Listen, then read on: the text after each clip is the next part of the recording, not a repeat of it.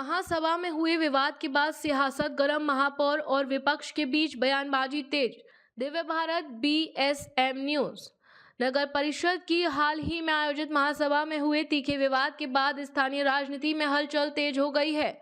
महासभा के दौरान सत्ता पक्ष और विपक्ष के नगर सेवकों के बीच हुई नोकझोंक ने माहौल को कुछ समय के लिए तनावपूर्ण बना दिया। हालांकि बैठक के बाद महापौर और विपक्ष के नेताओं ने अपनी अपनी प्रतिक्रियाएं देते हुए स्थिति को सामान्य बताने की कोशिश की, लेकिन बयानबाजी से ये स्पष्ट है कि अंदरूनी मतभेद अब भी पूरी तरह समाप्त नहीं हुए हैं। महासभा के दौरान बहुजन विकास आघाड़ी के कुछ नगर सेवकों और अन्य सदस्यों के बीच तीखी बहस हुई। यह विवाद उस समय बढ़ा जब चुनावी पराजय और राजनीतिक स्वीकार्यता जैसे मुद्दों पर चर्चा छिड़ गई। इसी संदर्भ में विपक्ष के नेता मनोज पाटिल ने अपनी प्रतिक्रिया देते हुए कहा कि बहुजन विकास आघाड़ी के कुछ नगर सेवक अभी भी अपने चुनावी पराभव को स्वीकार करने के लिए तैयार नहीं है। मनोज पाटिल ने कहा, बहुजन विकास आघाड़ी के नगर सेवक यह मानने को तैयार नहीं है कि नाला सुपारा और वसई में उन्हें जनता ने नकार दिया है। उनके आमदार पद के उम्मीदवार को जनता ने स्पष्ट रूप से अस्वीकार किया है। जब यह मुद्दा महासभा में उठा और घोषणाबाजी हुई तो उन्हें यह बात क्यों चुभ गई, यह समझ से परे है। उन्होंने आगे कहा कि लोकतंत्र में हार जीत स्वाभाविक प्रक्रिया है और हर राजनीतिक दल को जनता के निर्णय को स्वीकार करना चाहिए। लोकशाही में हमें भी वर्षों तक जनता ने नकारा है और हमने भी उसे स्वीकार किया है, लेकिन कुछ नगर सेवक अभी भी इस सच्चाई को मानने के लिए तैयार नहीं है। नकारा गया, ये घर बैठा दिया गया जैसे शब्दों के इस्तेमाल पर उन्होंने आक्रामक प्रतिक्रिया दी और अनुचित भाषा का प्रयोग शुरू किया। इसके जवाब में हमारे सदस्यों ने भी उन्हें उसी अंदाज में जवाब दिया। उन्होंने स्पष्ट किया, महासभा के दौरान इस प्रकार की भाषा और व्यवहार को लेकर भी सवाल उठ रहे हैं। कई वरिष्ठ नागरिकों और सामाजिक कार्यकर्ताओं ने इस घटना को लोकतांत्रिक मूल्यों के खिलाफ बताया है। उनका कहना है कि जनप्रतिनिधियों को संयम और मर्यादा का पालन करना चाहिए, खासकर जब वे सार्वजनिक मंच पर हों। दूसरी ओर महापौर अजीत पाटिल ने इस पूरे मामले को सामान्य बताते हुए कहा कि महासभा का अधिकांश कार्य सौहार्दपूर्ण वातावरण में संपन्न हुआ। उन्होंने कहा कि छोटी मोटी नोकझोंक किसी भी राजनीतिक बैठक का हिस्सा होती है और इसे ज्यादा तूल देने की आवश्यकता नहीं है। महापौर अजीत पाटिल ने अपनी प्रतिक्रिया में कहा, महासभा खेलीमेली के वातावरण में संपन्न हुई है। सभी विषयों पर सहमति बनी और कामकाज सुचारू रूप से हुआ। इस प्रकार की छोटी मोटी कुरबुरियां हर सभा में होती हैं, इसे दिल पर लेने जैसी कोई बात नहीं है। उन्होंने आगे यह भी स्वीकार किया कि कुछ नए सदस्य अनुभवहीन हैं और उन्हें सार्वजनिक मंच पर कैसे बोलना चाहिए इसकी पूरी समझ अभी विकसित हो रही है। कुछ नए सदस्य हैं जिन्हें यह नहीं पता कि कैसे बोलना चाहिए या किस प्रकार प्रतिक्रिया देनी चाहिए। हमने उन्हें इस बारे में मार्गदर्शन दिया है और हमें विश्वास है कि भविष्य में वे इस प्रकार की स्थिति से बचेंगे। महापौर ने कहा, महापौर के इस बयान से यह संकेत मिलता है कि प्रशासनिक स्तर पर स्थिति को नियंत्रित करने और भविष्य में ऐसे विवादों से बचने के प्रयास किए जा रहे हैं। हालांकि विपक्ष इस मुद्दे को लेकर अभी भी आक्रामक रुख अपनाए हुए है और उनका कहना है कि यह केवल छोटी मोटी कुरबुरी नहीं बल्कि लोकतांत्रिक शिष्टाचार का उल्लंघन है।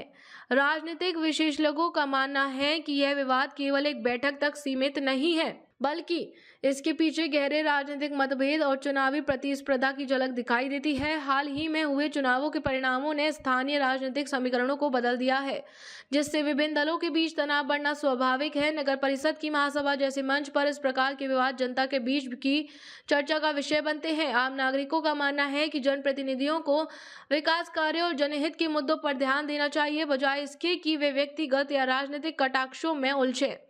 इस पूरे घटनाक्रम के बाद यह देखना महत्वपूर्ण होगा कि आने वाली बैठकों में जनप्रतिनिधि किस प्रकार का आचरण अपनाते हैं। क्या वे इस विवाद से सीख लेकर अधिक संयमित और रचनात्मक भूमिका निभाएंगे या फिर इसी तरह की बयानबाजी आगे भी जारी रहेगी, यह आने वाला समय ही बताएगा। फिलहाल महापौर के आश्वासन और विपक्ष की नाराजगी के बीच स्थानीय राजनीति में माहौल गर्म बना हुआ है और जनता की नजरें अब आगामी महासभा पर टिकी हुई हैं। दिव्य भारत बीएसएम न्यूज डहाणू संवाददाता संजय भादुरे। जी, महासभा झालेली आहे, अतिशय वादळी महासभा झालेली आहे, धक्काबुक्कीपर्यंत महासभा गेलेली आहे।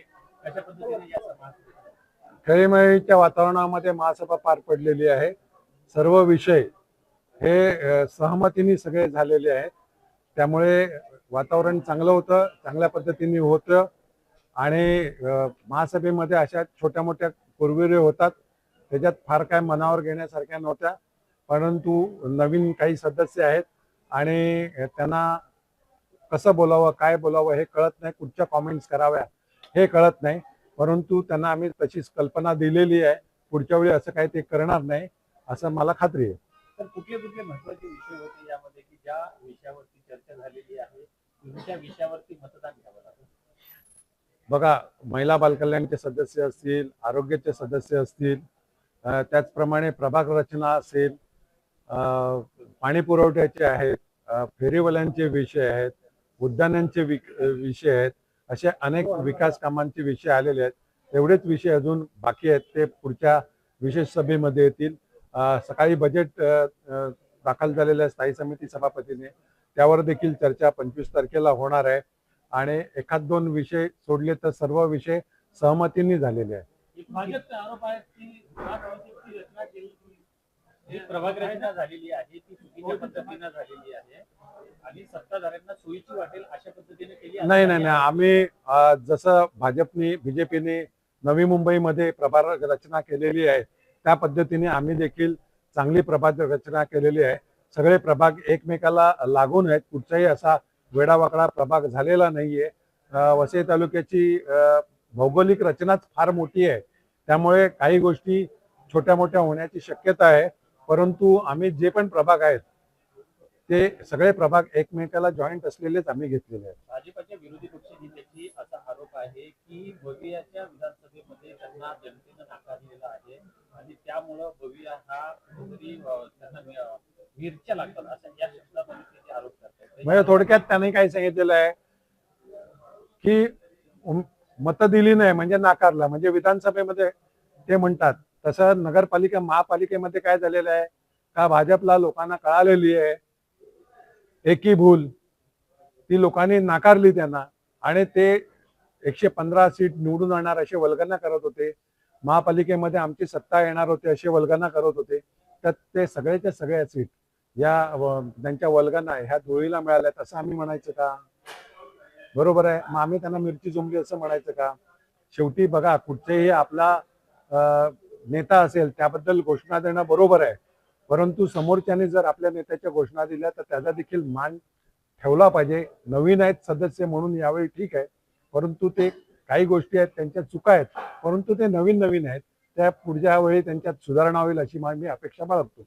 जी महासभा झालेली आहे अतिशय वादळी महासभा झालेली आहे, धक्काबुक्कीपर्यंत महासभा गेलेली आहे, कशा पद्धतीने या सभा? खेळीमेळीच्या वातावरणामध्ये महासभा पार पडलेली आहे.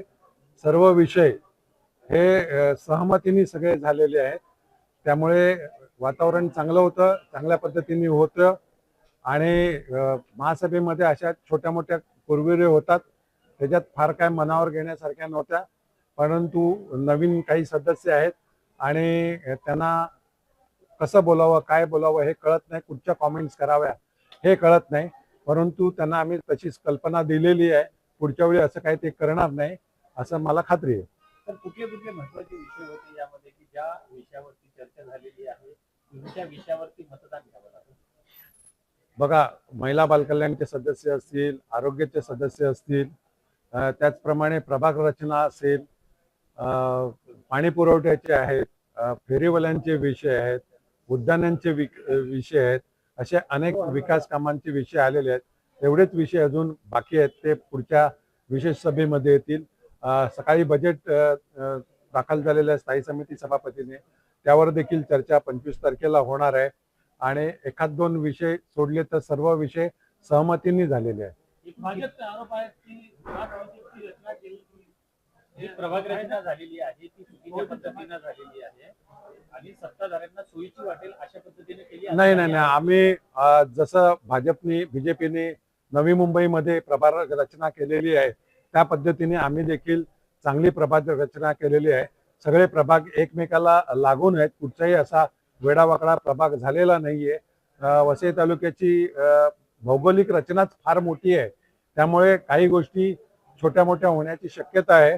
परंतु आम्ही जे पण प्रभाग आहेत ते सगळे प्रभाग एकमेकाला जॉईंट असलेलेच आम्ही घेतलेले आहेत. भाजपच्या विरोधी पक्षनेत्याची असा आरोप आहे की भवियाच्या विधानसभेमध्ये त्यांना जनतेनं नाकारलेलं आहे आणि त्या त्यामुळं भविया हा कुठेतरी त्यांना मिरच्या लागतात असं या शब्दामध्ये ते आरोप करतात. म्हणजे थोडक्यात त्यांनी काय सांगितलेलं आहे की मतं दिली नाही म्हणजे नाकारला, म्हणजे विधानसभेमध्ये ते म्हणतात तसं नगरपालिका महापालिकेमध्ये काय झालेलं आहे का भाजपला लोकांना कळालेली आहे एकी भूल, ती लोकांनी नाकारली त्यांना आणि ते 115 सीट निवडून आणणार असे वल्गना करत होते, महापालिकेमध्ये आमची सत्ता येणार होती असे वल्गना करत होते.